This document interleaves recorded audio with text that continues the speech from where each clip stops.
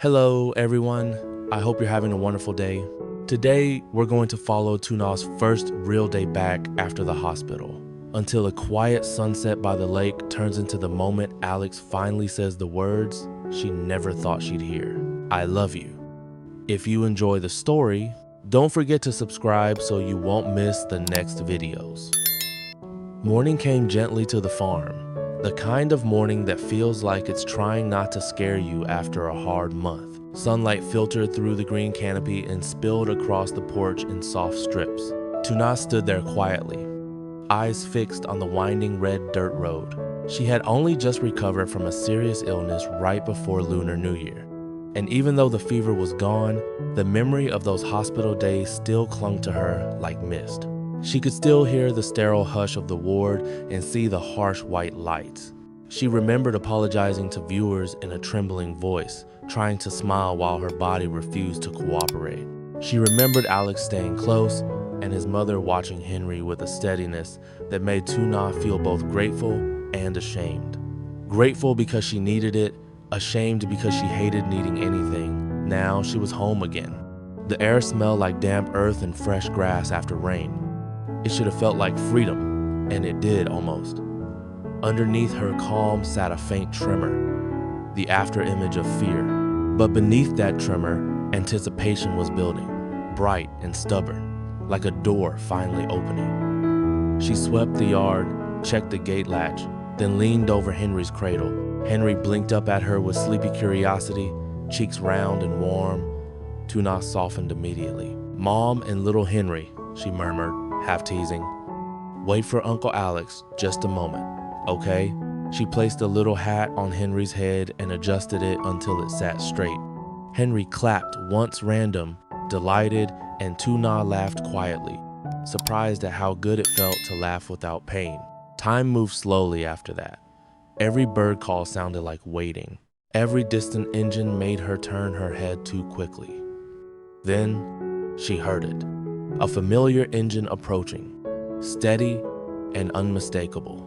Tuna stepped closer to the gate, Henry on her hip, and watched the black SUV roll into view like a promise keeping itself. The car slowed, stopped, and Alex stepped out. He smiled the moment he saw her. Not the polished smile of a businessman, but a warmer one that said, "I'm here, and I meant it." "Did you wait long?" he asked. Tuna shook her head. "Not long," she lied gently, because she didn't want him to know how much she'd been watching the road. Alex walked up and lifted Henry easily. Henry's face brightened like a lamp switching on. He kicked his feet and babbled at Alex as if they'd been mid-conversation. Alex laughed softly. "Someone missed me." Tuna watched them and felt it clearly. After the dark hospital days, life was opening a bright door again. Not a perfect door, but a door that led to sunlight and ordinary things. "We're going out," Alex said. "Just a little. You need air. Henry needs fun." Tuna closed the farm gate behind her, took one last glance at the yard she'd been trapped in by illness, and followed Alex to the car with a heart full of hope and that small tremor that whispered, "Don't celebrate too early." Inside the car, Henry sat happily on Tuna's lap, making little sounds at everything outside the window. The road to Grandma Tang's house was dusted red, and the car rolled slowly, as if Alex wanted to stretch the peace. Tuna felt gratitude heavy in her chest. During her hospital stay, Grandma Tang had come to the farm to tend the pigs and chickens, even with pain in her legs after the cold weather. Tuna had pictured the old woman walking that path, step by step, simply because she didn't want Tuna's home to fall apart, while Tuna couldn't stand. When the car stopped, Tuna's voice rose before she could control it. "Grandma Tang!" The old woman stepped out, gentle smile spreading as soon as she saw Henry. She opened her arms without hesitation. Henry clapped enthusiastically. Tuna hurried forward with a box of cakes, hands trembling slightly. "Grandma, thank you," she said. "You helped so much." Grandma Tang waved it off. Nothing much. But Tuna knew the truth. Nothing much still meant aching legs and cold mornings. Tuna spoke briefly about her illness and missing tat visits. Regret sat in her words like a shadow. Grandma Tang took her hand, warm and steady. "You're healthy now," Grandma Tang said softly. "That's what matters." Henry clapped again and again, as if trying to chase away old sorrows with pure noise. When it was time to leave, Tu-Na hugged Grandma Tang tightly. It wasn't only thanks, it was relief. Proof that she had not been abandoned while she was weak. Back in the car, Tu-Na glanced back and saw Grandma Tang still standing there, small but steadfast. Today wasn't just an outing, it was repayment in motion. The next stop was Alex's mother's house, simple and warm beneath old trees. The moment Tu-Na stepped inside, her voice came out naturally, full of respect and affection. "Mom," Alex's mother emerged quickly, face lighting up when she saw Henry. She took him with effortless confidence, murmuring, "It's been so long." She praised how fast he was growing, then looked at Tu-Na with quiet concern. Tu-Na bowed slightly. "Thank you," she said, voice trembling, "for watching Henry when I was sick. I don't know what I would have done." Alex's mother waved it away. "As long as you're healthy," she replied, "that's enough." They sat at the table while she poured cool water. Henry watched her hands, then clapped when she clapped back at him. Alex mentioned taking Tu-Na and Henry to play in the city. His mother nodded. "Go, have fun, come back for dinner. I'll cook."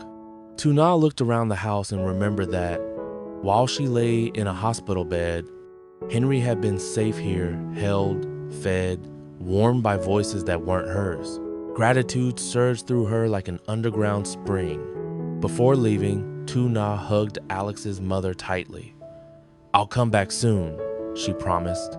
As Tu-Na stepped out to the car, she glanced back and saw the woman waving, and the image etched itself into her heart like proof that she had rediscovered strength in invisible ties. The city play area hit them like a burst of color and sound. Children's music echoed. Lights shimmered off a sea of plastic balls. The air smelled like popcorn and new plastic and sugar. For a second, Tu-Na felt overwhelmed, not by fear, but by how alive everything was after weeks of hospital stillness. Alex guided them upstairs to the ball pit, eyes bright. "This is the best part," he said. He set Henry down carefully, then helped him slide into the balls. Henry's eyes widened, and then like a switch flipped, he giggled. Loud, uncontrollable giggles that made Tu-Na's chest ache with joy. Henry tossed balls up clumsily, clapping and squealing like he'd discovered magic. Alex crouched beside him, making sure he didn't sink too deep, encouraging him with silly faces. Tu-Na stood nearby, watching every movement as if she was afraid joy might disappear if she blinked. After days of illness, seeing Henry play freely felt like a gift bigger than medicine. The fear of being trapped again began to loosen, replaced by something lighter. This, she thought, is healing. Henry's laughter pulled a laugh out of Tu-Na too, the first one that felt completely free. She lowered herself to the edge of the pit, hands hovering near her son, ready to catch him even though the balls were soft. Alex pointed out a small slide and guided Henry's hands to the rails. Henry went down with a squeal, then popped up laughing, eyes sparkling as he looked for them. Tu-Na felt her lungs open in a way they hadn't in weeks. She hadn't realized how much she'd been holding her breath since the hospital, as if calm could be taken away at any moment. Around them, other children shouted and ran, but the noise didn't feel threatening. It felt like proof that life kept moving. Alex glanced back at Tu-Na, checking her face. "Too much?" he asked. Tu-Na shook her head, smiling.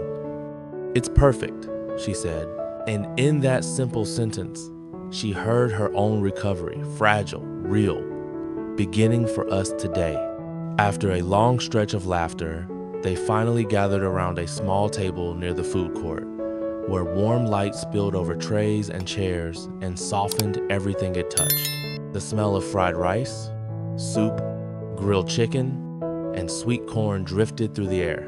Alex had already ordered ahead, as if he wanted Tu-Na to do nothing except sit down, breathe, and enjoy the fact that she was out in the world again. "The food's ready," he said, pulling out a chair for her. "Sit, eat a little, rest, and then we can let Henry play more." Tuna lowered herself into the chair with Henry in her arms, and for a second, she simply looked at the table in front of her. It wasn't a grand meal, nothing luxurious, just hot food, a child laughing nearby, and a man who had thought ahead. Yet after hospital lights and medicine cups, it felt almost extravagant. She fed Henry first, small spoonfuls, patiently. Henry opened his mouth obediently, blinking up at her, then at Alex, then back at the spoon. A little rice stuck to his lip, and Tuna wiped it away with a soft laugh. His eyes shone with the quiet, satisfied happiness of a baby who had played hard and now felt safe enough to eat. Alex watched them both with a smile that came more easily now. "From now on," he said, voice low and sincere, "whenever I have time, I'll take you and your child out more often." The words landed gently, but they went deep. Tuna looked up at him, and something warm moved through her chest, something stronger than gratitude, softer than disbelief. During the days she had been sick, loneliness had clung to her like a second skin. Now, sitting here across from Alex, hearing him speak as if her joy and Henry's joy mattered to him naturally, she felt that old loneliness begin to melt. "That would make him very happy," she said, glancing at Henry. Alex gave a small shake of his head. "Not just him." Tuna lowered her eyes quickly, but the corner of her mouth lifted. After the meal, they moved to the statue painting area on the upper floor. Rows of small plaster figures sat on shelves waiting for color animals, cartoon faces, little houses, flowers. The smell of paint hung lightly in the air, mixed with the soft hum of children talking, brushes tapping glass cups, and the quiet shuffling of parents leaning close to help. Alex picked out a small statue and set it in front of Tuna. "Try this one," he said. "It's simple." Tuna looked at the brushes laid out beside it and smiled nervously. "I've never done this before." "That's fine," Alex replied. "Just color slowly. There's no rule." Henry had started to grow sleepy by then, his burst of energy finally giving way to drooping eyelids. Tuna held him close with one arm while her other hand awkwardly lifted her brush. Her fingers trembled just slightly, not from fever now, but from inexperience. Alex noticed immediately and moved closer. "Here," he said softly. "Hold the brush like this. Don't press too hard." He guided her hand once, then let go. Tuna dipped the tip into a small pot of blue paint and touched it to the statue. The color spread slowly over the smooth white surface. She paused, watching it settle, and then smiled a real, curious smile. Alex picked another color and worked on a different section. Soon the two of them were bent over the figure together, painting in careful strokes while Henry slept against Tuna's chest, warm and heavy, his breathing soft and even. It was an ordinary scene, and because it was ordinary, it felt sacred. This wasn't just painting. This was the slow building of something more difficult and more meaningful than any dramatic declaration. A future, stroke by stroke, minute by minute, patience instead of fear. At one point, their hands reached for the same brush, and both of them stopped. They looked at each other and laughed quietly. The statue between them was half-colored, a little uneven in places, but full of effort. "It's not very pretty," Tuna said. Alex tilted his head, pretending to consider it seriously. "I think it's perfect." She rolled her eyes, but she was smiling. Little by little, the statue came to life. Blue dress, yellow trim, green base, tiny black eyes painted carefully by Alex when Tuna said she was afraid of ruining them. When it was finished, Tuna stared at it longer than she expected to. It was small, maybe even childish, but seeing something completed by both of them filled her with a quiet pride she hadn't known she needed. Alex saw it in her face. "We're keeping it," he said. Tuna nodded. "Of course." By the time they left the painting area, the day had already started to soften. Late afternoon light stretched thinner across the city, warming everything with a golden hush. Alex led them toward a shop near the Memorial Lake, and before Tuna understood why, He had already stopped in front of a glass case lined with watches. She looked at him in confusion. "Why are we here?" Alex pointed lightly toward the display. "I realized something," he said. "You don't have a watch at the farm. You're always checking the sun or guessing the time by habit. Pick one." Tuna stared at him, surprised. "I don't need one." "I know," Alex said. "I still want to buy you one." There was no pressure in his voice, only quiet certainty. After a moment, Tuna gave in and let the clerk place a few watches on the counter. She tried on a simple one with a narrow strap. It fit perfectly. Alex looked at her wrist and smiled. "It's very pretty, Tuna." She looked down at it, then up at him, and something in her expression softened all over again. This wasn't about the watch. It was about being thought of in the smallest practical way. Then Alex spotted a children's shelf and picked up a storybook. He held it out to her with a kind of shy directness. "For Henry," he said. "So when you have time, you can read to him." Tuna took the book and ran her fingers over the cover. Warmth spread through her chest. So much of her life had been built around surviving the day in front of her. Alex, somehow, kept handing her small pieces of tomorrow. They carried both gifts out to the memorial lake. The air there was cooler, touched by water and evening breeze. Trees rustled softly overhead. The path along the lake glowed in the last orange gold light, and the surface of the water reflected the sky like a quiet mirror. They sat on a stone bench. Henry, now fully asleep, rested in Tuna's arms with his head tucked against her. Alex sat close beside her, their shoulders nearly touching. "Do you think the scenery here is beautiful?" he asked after a while. Tuna looked out over the lake, the still water, the birds skimming the surface, the trees catching light at their edges. "I think it's very beautiful," she said. For a moment, neither of them spoke again. Tuna remembered the hospital room, how she had stared through a small window at a world she couldn't reach. Now she was here, breathing open air, holding her son, wearing a watch chosen by someone who cared whether she made it through her days on time. Beside her, Alex turned his head slightly. His voice, when it came, was lower than before, steadier, almost careful. "Tuna," he said, "I love you." The words dropped into the quiet like a stone into still water. Tuna turned, eyes widening just a little. She had imagined this moment before, but never like this. No dramatic setup, no pressure, only sunset, a sleeping child, and honesty arriving at the right time. Her throat tightened. Then she smiled, soft and trembling. "I love you too," she said. And in that instant, everything that had weighed on her, months of illness, fear, loneliness, the constant pressure of motherhood seemed to loosen. Not disappear, just loosen enough to let joy in. Alex looked at her as if he had been waiting a long time to see her answer with those words. Little Henry slept peacefully between two hearts that had finally stopped circling around the truth. They stayed there hand in hand until the sun slipped lower behind the trees. At last, Alex sighed and glanced at Henry. "What a shame," he murmured. "I wanted to take you to a few more places, but he's asleep." Tuna smiled. "We'll go another time." Alex nodded, accepting it easily. He lifted Henry carefully, and together they stood.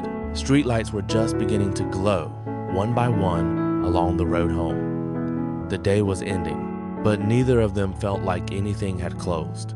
If anything, something had just opened quietly, surely, like evening water holding the last light long after sunset. After recovering from a serious illness before Lunar New Year, Tuna steps back into the outside world with a fragile mix of gratitude and hope. Alex arrives at the farm and takes her and baby Henry on a heartfelt outing, beginning with visits to Grandma Tang and Alex's mother, two women who quietly supported Tuna and Henry during her hospital stay. Their warmth reminds Tuna that she is no longer carrying life alone. Later, Alex brings them to a colorful indoor play area where Henry laughs freely in the ball pit, giving Tuna a deep sense of healing after her dark hospital days. They share a gentle meal, paint a small statue together while Henry falls asleep, and then walk by the memorial lake. There, Alex buys Tuna a watch and a storybook for Henry before finally confessing his love. Tuna answers with the same words, and their future begins to feel real.